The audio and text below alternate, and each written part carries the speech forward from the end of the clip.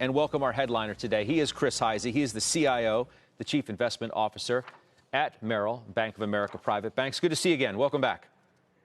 You too, Scott. So we began our show, and let's come full circle with you on this idea of what the state of play currently is, and a growing number of people who seem to think a correction is imminent.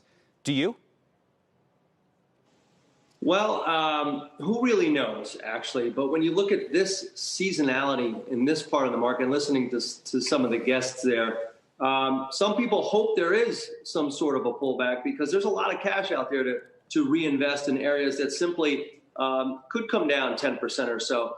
As it relates to the frothiness and the sentiment in the market, from our standpoint is, we're getting ahead of ourselves. But there's a lot of reasons why we're getting ahead of ourselves, and pause in the market is absolutely natural. You know the stats, 2 to 3, 5% pullbacks per year, 10% pullback per year on average is what we all expect.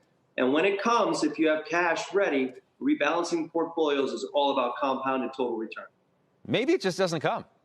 Maybe there isn't this correction that people think because there's just too much in the system. You think we're going to get some sort of stimulus, okay? You know what the Fed's already doing, and then the consumer money that may come into the system itself through this pent-up demand as it relates to the virus. Maybe the correction never happens. Scott, that's a great point because there's a word out there, or two words, called opportunity cost. And if you wait too long for a pause and you're on the sidelines and cash is earning you 0%, that's okay for some.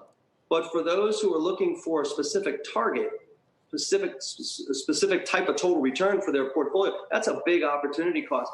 And when you have 50% of U.S. GDP in the collection of relief, stimulus, and liquidity, by June of this year, you're talking about a significant amount of dollars in circulation looking for transactions, not just in the broader economy, but in the financial markets as well.